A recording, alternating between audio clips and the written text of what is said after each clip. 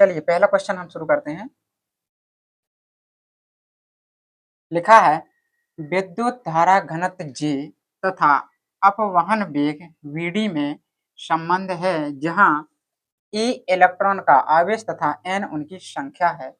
बेटा हम एक सूत्र जानते हैं, क्या जानते हैं? धारा घनत्व J बराबर होता है I/A। जानते हो कि नहीं जानते हो? बिल्कुल। धारा घनत्व जो होता है वो धारा और अनुप्रस्थ परिच्छेद के क्षेत्रफल के अनुपात को कहते हैं धारा घनत्व। I बराबर हम जानते हैं, क्या जानते हो? NeAVd।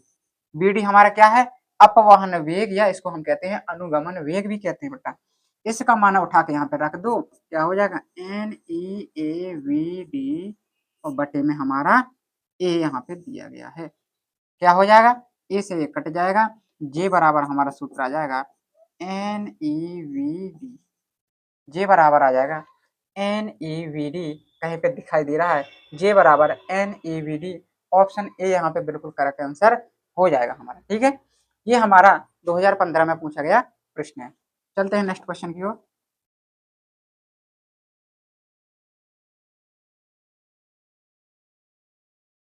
ये देखिए बेटा, किसी चालक तार में धारा I प्रवाहित होने पर मुक्त इलेक्ट्रॉनों का अपवाह वेग v है। यदि उसी धातु के दोगुनी त्रिज्या के तार में धारा 2I हो तब इलेक्ट्रॉन का अपवाह वेग होगा। बेटा अभी हमने सूत्र बताया था I बराबर होता है NeAVd होता है। यहाँ पे जो A है अनुप्रस्थ परिच्छेद का क्षेत्रफल लिख लेंगे Ne, A का हो जाएगा पाई r² Vd। ठीक है, जब हम धारा I लेते हैं यानी I1 बराबर हमारा I है, तो R1 बराबर हमारा कितना हो जाता है I। जब हम I2 बराबर धारा कितनी कर देते हैं? दोगुनी, और त्रिज्या को भी कितनी कर देते हैं? दोगुनी, 2r, तब अनुगमन वेग पूछ रहा है। ठीक है, यहाँ पे हमारा Vd1 बराबर कितना दिया है? Vd दिया है, और Vd2 हमको निकालना है बेटा। ठीक है, देखते हैं यहाँ से I1 का मान कैसे निकलेगा। I1 बराबर फॉर्मूला बन जाएगा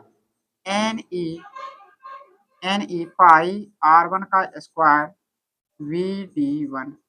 अब यहाँ पे N1 E1 क्यों नहीं किया? क्योंकि N इलेक्ट्रॉनों की संख्या जो कि समान है। E का मान जानते हो 1.6 गुणा 10 की घाते -19। I2 निकाल लो बेटा, कितना हो जाएगा? Ne पाई R2 का स्क्वायर बराबर Vd2। ठीक है, देखते हैं क्या करेंगे। भाग कर दो बेटा, क्या कर दो? भाग कर दो, I1 बटे में I2 कर दो। Ne पाई R1 का स्क्वायर Vd1 बटे में Ne पाई R2 का स्क्वायर Vd2। कट रहा है ई, ये काट दो, पाई से पाई भी कट रहा है। और कुछ कट रहा है? नहीं कट रहा है। I1 के स्थान पे क्या रखना है हमको? I रख देना है। I2 के स्थान पे क्या रख देना है? 2I रख देना है, क्योंकि देखो हम निकाल चुके वैल्यू। R1 के स्थान पे क्या रखना हमें? R का वर्ग। R2 के स्थान पे क्या लिखना है? 2R का स्क्वायर गुणा Vd के स्थान पे क्या लिख देना है? Vd के स्थान पे हमको लिख देना है V। क्या लिख देना है हमको? V लिख देना है। यहाँ पे Vd मान लेंगे हम Vd की वैल्यू। देखो क्या हो जाएगा, I से I कट जाएगा, 1/2 R स्क्वायर बटे में 4R स्क्वायर B बटे में Vd। R स्क्वायर से R स्क्वायर कट जाएगा, 2 से ये 2 कट जाएगा। ठीक है, तो अनुगमन वेग Vd को लेंगे यहाँ पे, तो क्या हो जाएगा हमारा? Vd बराबर हो जाएगा V बटे में 2। यानी पहले का क्या हो जाएगा? अनुगमन वेग का आधा हो जाएगा। ऑप्शन कौन सा है? ऑप्शन सी यहाँ पे बिल्कुल करेक्ट आंसर हो जाएगा। पहले अनुगमन वेग का आधा हो जाएगा। कब हो जाएगा? जब हम धारा और त्रिज्या को दोगुना कर देते हैं। ठीक है, चलते हैं नेक्स्ट क्वेश्चन की ओर।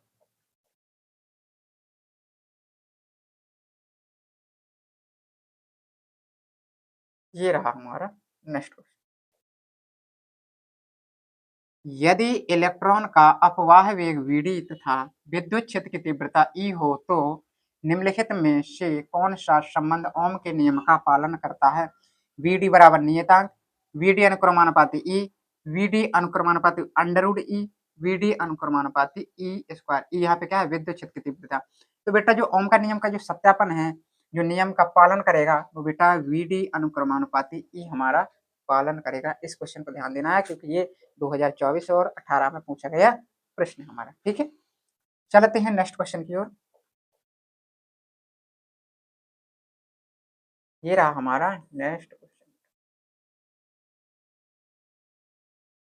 किसी आवेश वाहक की गतिशीलता म्यू का अनुगमन वेग वीडी तथा विद्युत क्षेत्र ई में ई से सही संबंध है। ये बेटा हमारा गतिशीलता होता है वो अनुगमन वेग और विद्युत क्षेत्र की तीव्रता के अनुपात के कल होता है। यहाँ पे कौन सा विकल्प हो जाएगा? बी डी बटे ई। ऑप्शन ए यहाँ पे बिल्कुल करेक्ट आंसर हो जाएगा हमारा। गतिशीलता का जो फॉर्मूला होता है म्यू बराबर वी डी बटे में ई। वी डी अनुगमन वेग होता है, ई हमारा विद्युत क्षेत्र की तीव्रता और म्यू हमारा क्या होता है? गतिशीलता होता है। चलते हैं नेक्स्ट क्वेश्चन की ओर। ये रहा हमारा नेक्स्ट क्वेश्चन।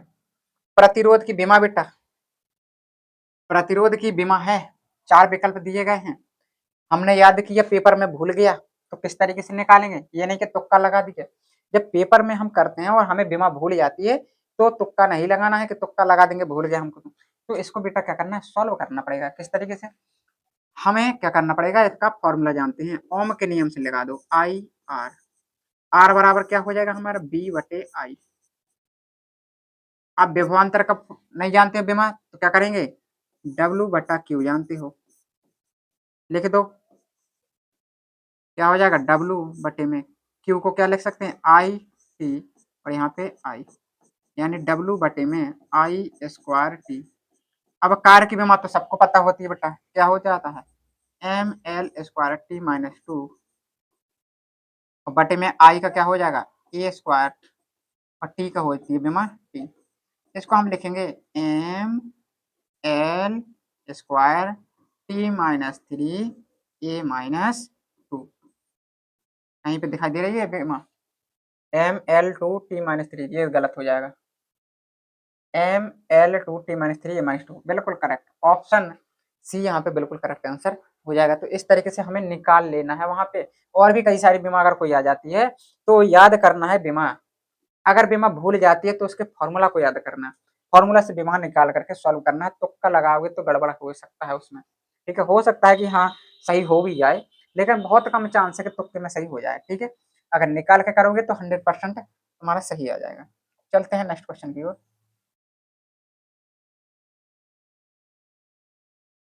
ये दिया गया बेटा, क्या कह रहा है? किसी तार का विद्युत प्रतिरोध 500 ओम है, इसकी चालकता क्या होगी? बेटा चालकता का फॉर्मूला बहुत इजी होता है। क्या होता है? बहुत इजी होता है। चालकता को हम सी से प्रदर्शित कर देते हैं, 1/r होता है, 1 प्रतिरोध, उल्टा व्युत्क्रमानुपाती कर्मानुपाती। तो 1/r की वैल्यू दिया है 500। अब 500 में 1 का भाग दोगे, 500 का 1 में दोगे भाग तो कितना आ जाएगा? 0.002। रुक जाओ, 0.2, एक जीरो और आएगा बेटा, 0.002 आ जाएगा। ठीक है, ये हमारा ओम इनवर्स आ जाएगा। क्या आ जाएगा? ओम इनवर्स आ जाएगा। कौन सा विकल्प हो जाएगा? ऑप्शन है डी यहाँ पे बिल्कुल करेक्ट आंसर हो जाएगा हमारा। ये 2019 में पूछा गया प्रश्न है हमारा। ठीक है, चलते हैं नेक्स्ट क्वेश्चन की ओर।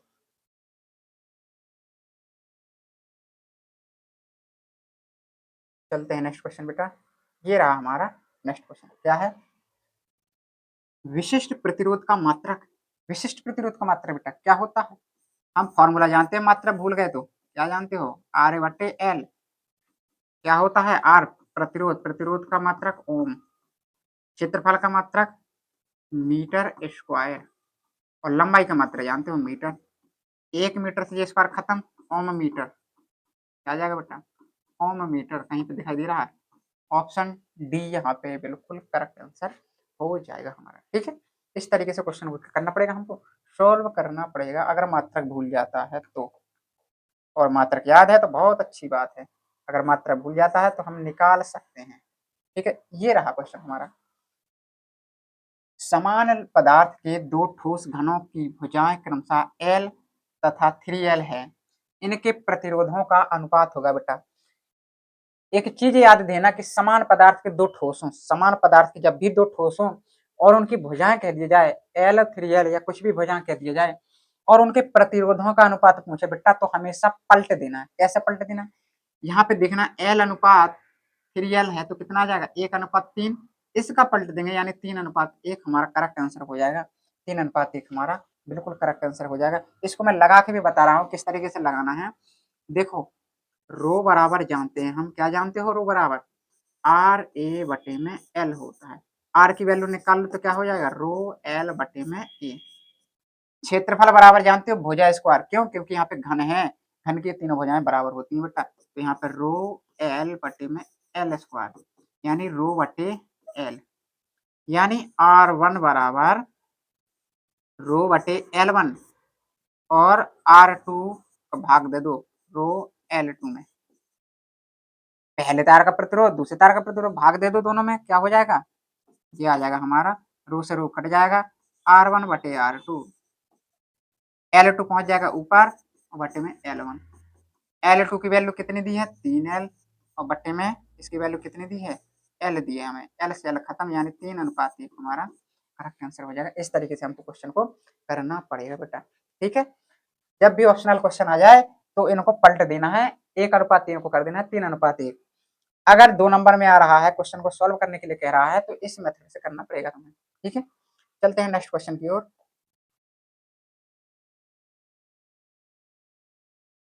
लो बेटा वही सवाल आ गया फिर से, क्या कह रहा समान पदार्थ के दो घनों की भुजाएं क्रमशः एल तथा 2L है, इनके प्रतिरोधों का अनुपात होगा 1:2 है। इसको पलटो 2:1 कहाँ है 2:1, ऑप्शन सी यहाँ पे बिल्कुल करेक्ट आंसर हो जाएगा। वहां पे हमको टैलेंट दिखाने की आवश्यकता ना है बेटा, ऑप्शनल क्वेश्चन में बिल्कुल लगा के बिल्कुल चेक ही कर लो, बिल्कुल नहीं करना है। अगर ऑप्शनल क्वेश्चन आता है तो ये मेथड याद रखना है, इसको पलट देना है 2:1 फिर लगा के विधिवत तरीके से वहां पे सजा दो, ये गलती मत करना क्योंकि वहां पे टिक मारना है, ओनली गोला भरना है वहां पर, ठीक है। चलते हैं नेक्स्ट क्वेश्चन की ओर।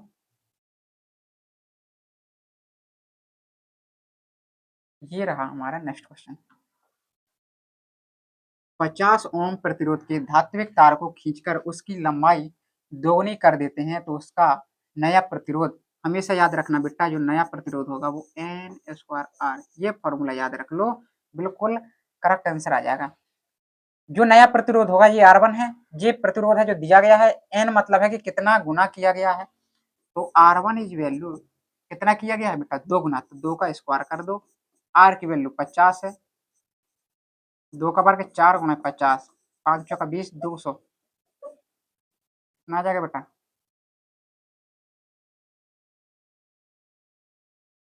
200 ओम आ जाएगा, कितना आ जाएगा 200 ओम, कहाँ है 200 ओम, ऑप्शन डी में बिल्कुल करेक्ट आंसर आ जाएगा 200 ओम, ठीक है। इस तरीके से हमें क्वेश्चन को याद रखना है इस वाले मेथड को, एन स्क्वायर आर, ठीक है 200। चलते हैं नेक्स्ट क्वेश्चन की ओर। ये रहा हमारा नेक्स्ट क्वेश्चन, क्या कह रहा है एक तार को खींचकर दोगुनी लंबाई का कर दिया जाता है उसकी प्रतिरोधकता का मान हो जाता है।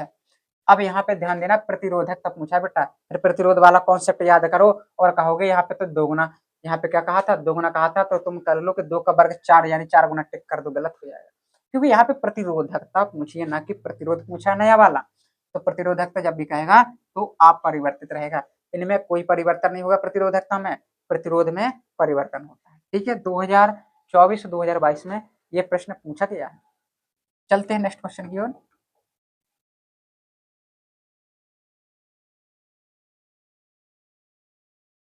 ये रहा हमारा नेक्स्ट क्वेश्चन, क्या कह रहा है किसी चालक तार की प्रतिरोधकता निर्भर करती है, किस पर निर्भर करती है तार की लंबाई पर, तार के प्रतिरोध पर, तार के पदार्थ पर, तार की मोटाई पर। तो यहाँ पे जो चालक तार की जो प्रतिरोधकता है बेटा, जो प्रतिरोधकता है ना तो तार की लंबाई पर डिपेंड करती है, ना ही तार के प्रतिरोध पर और ना ही तार की मोटाई पर, ये बेटा केवल केवल उसके पदार्थ पर निर्भर करती है कि जो तार है वो किस पदार्थ का बना है, ठीक है, तो पदार्थ पर निर्भर करती है।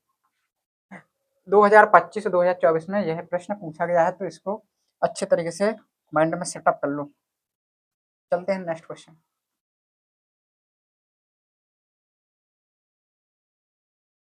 किसी चालक की प्रतिरोधकता व चालकता का गुणनफल निर्भर करता है, प्रतिरोधकता और चालकता बेटा कहा है तो हम जानते हैं सिग्मा इज इक्वल टू 1/2, ठीक है।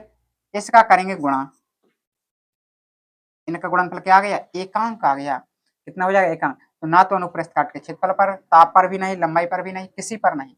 ऑप्शन हो जाएगा किसी पर नहीं, क्योंकि इनका गुणनफल हमेशा क्या आता है, एक नियतांक आता है, तो ये नियतांक पर निर्भर करती हैं, ना कि ताप, लंबाई और अनुप्रस्थ काट के क्षेत्रफल पर। 2018 और 17 में यह प्रश्न पूछा गया। ठीक है, चलते हैं नेक्स्ट क्वेश्चन की ओर।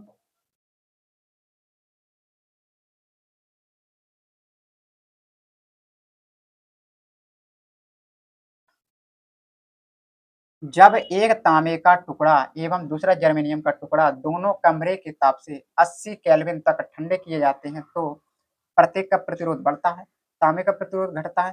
तांबे का प्रतिरोध बढ़ता है एवं जर्मेनियम का प्रतिरोध घटता है।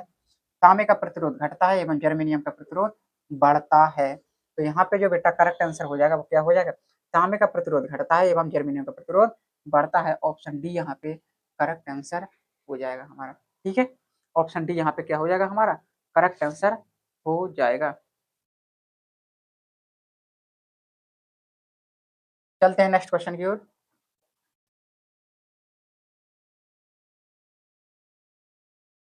ये रहा बेटा क्वेश्चन, देखते हैं। एक 100 वाट 220 वोल्ट का बल्ब 110 वोल्ट की सप्लाई से जुड़ा है। बल्ब में व्यय होने वाली शक्ति, बेटा जब शक्ति अपन को 100 वाट दी है, तब विभवांतर कितना दिया गया है, 220 वोल्ट। तो यहाँ से हम प्रतिरोध ना निकाल लें, क्या होता है फॉर्मूला, पी बराबर होता है वी स्क्वायर बटे में आर, यानी आर इज इक्वल टू आ जाएगा वी स्क्वायर बटे में पी। रखो बी का मान 220, 220 बटे में 100, एक दो, एक दो, कितना आ जाएगा हमारा, आर बराबर आ जाएगा बेटा 22 गुणे 22 ओम। अब देखो, हमें शक्ति निकालना है, यानी पी की वैल्यू निकालनी है। कब निकालनी है, जब वोल्ट हमारा 110 हो और प्रतिरोध हमारा ये हो, तब फॉर्मूला लगा दो, पी बराबर वी स्क्वायर बटे में आर। पी बराबर वी का मान 110 गुणा 110, 22 गुणा 22, 22 पंचे 22 पंचे, यानी पी बराबर कितना आ जाएगा, 25 वाट आ जाएगा हमारा बेटा। कितना आ जाएगा, 25 वाट हमारा बिल्कुल करेक्ट आंसर हो जाएगा। ऑप्शन सी यहाँ पे बिल्कुल करेक्ट आंसर हो जाएगा। ठीक है, तो इस तरीके से निकालना है। चलते हैं नेक्स्ट क्वेश्चन की ओर।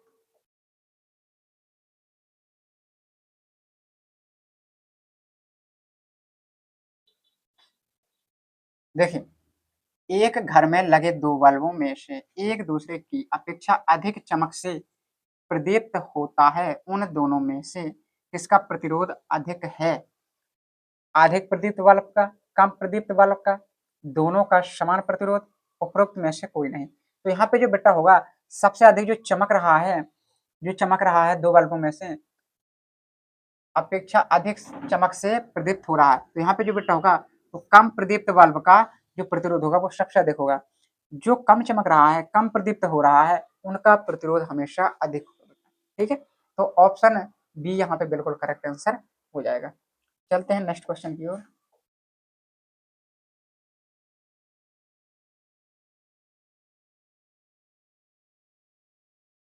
फ्यूज तार के पदार्थ में होना चाहिए उच्च विशिष्ट प्रतिरोध एवं उच्च गलनांक, निम्न विशिष्ट प्रतिरोध एवं निम्न गलनांक, उच्च विशिष्ट प्रतिरोध एवं निम्न गलनांक, निम्न विशिष्ट प्रतिरोध एवं उच्च गलनांक। तो यहाँ पे बेटा जो करेक्ट आंसर हो जाएगा वो ऑप्शन सी हो जाएगा, उच्च विशिष्ट प्रतिरोध होना चाहिए और जो गलनांक होना चाहिए वो निम्न गलनांक होना चाहिए। ठीक है, तो इस तरीके से आज की क्लास में हमने विद्युत चालन और ओम के नियम वाला जो चैप्टर है हमारा, उसके हमने सभी महत्वपूर्ण बहुविकल्पी क्वेश्चनों पर डिस्कस कर लिया है। उम्मीद करता हूँ कि आप सभी को ये वीडियो पसंद आया होगा। अगर वीडियो अच्छा लगे तो लाइक करें, कमेंट करें एवं अपने दोस्तों में शेयर जरूर करें। मिलते हैं नेक्स्ट वीडियो में।